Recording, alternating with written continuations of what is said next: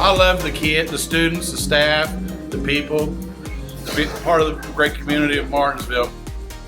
I feel like out of all the places I've ever been, this is the most support I've ever had. The kids are the sweetest kids, and the community has been so supportive of everything I've been doing in the past week. She has just blended in with everyone, red and blue. She had Martinsville stuff before she even got here. She loves the kids. She doesn't do a good job. She does a great job.